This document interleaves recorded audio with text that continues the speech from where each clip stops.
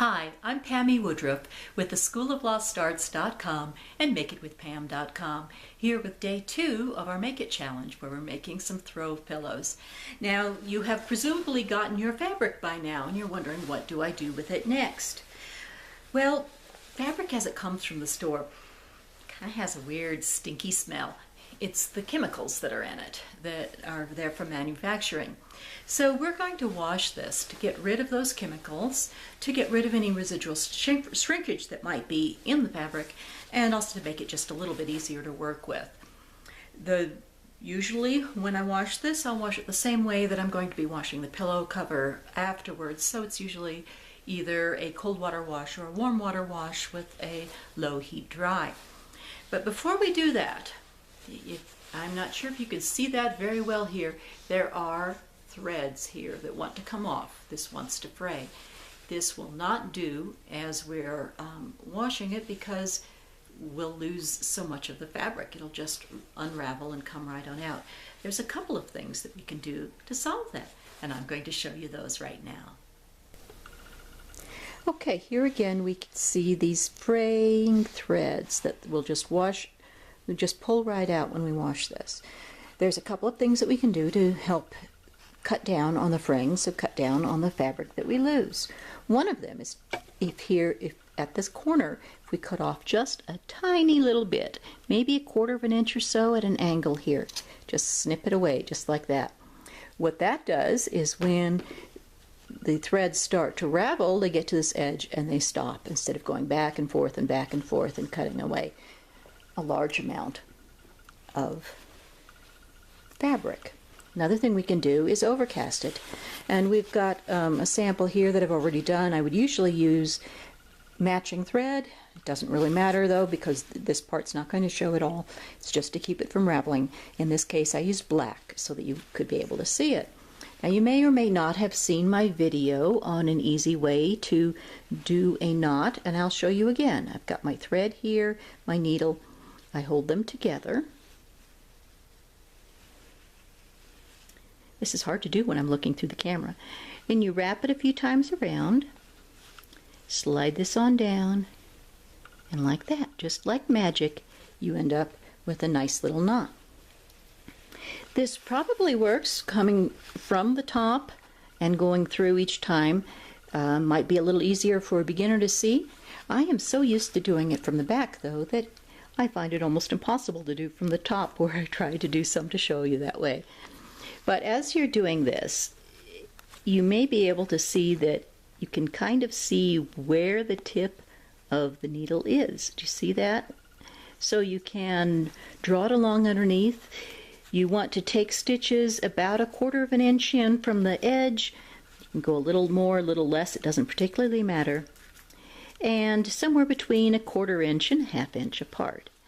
And just pull the thread lightly, but not too heavily. If you pull it really far, it goes like this. You don't want to get it all bunched up like that. You want the fabric to stay nice and flat, and you just stitch along like this, doing the overcasting. Now this is very easy to do. It doesn't take much brain effort. So this is something that I like to do if I'm watching TV, listening to music, just kind of sitting around talking. It's a perfect thing to do in the evening. And you will need to do this on both cut edges of your fabric. You do not need to do it on the selvage edge, which usually has a different color stripe like this, and it doesn't ravel on this edge. Now I'm doing this with just a single thread, but it's doubled as it goes through the needle, and you wonder what happens when, as I'm sewing along, that little tail catches up to where I'm sewing, and then all of a sudden there are 2 threads coming out. Well, you just give it a little light tug and you let that thread end move up so that you have a much shorter tail. When you have only about this much thread left, that's when we knot it. I'll show you that in a moment. Okay, so the TV show is ended. I've got just a few more inches here to go, and I've also only got a few more inches left on my thread. Well, this is where we will knot it off. You go and take a very tiny stitch adjacent to where you last sewn, and then you poke the needle right on through that loop. Then you can do it again just under that thread and poke it on through. And I usually go backwards like this, it's just easier. And that's it. It is knotted here, and we can cut off this tail around a 1/2 inch or so away. Since I still have a few inches to go here, I'm going to pull off another short length of thread.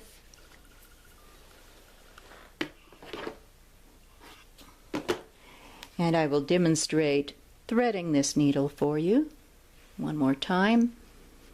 Now this, of course, is going to be very hard to see because it is thread and not yarn like in my other video, but you fold it around and you poke it on through like that. Oops, that one didn't work. I can't see what I'm doing from this far away. There it is, goes right on through.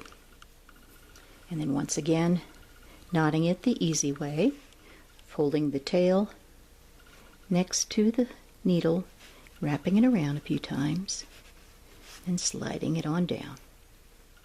All right, well, I'm going to stop the video now and finish sewing these last few inches, and then I'll knot it here at this end, and then I'll start the video again to tell you what we do next.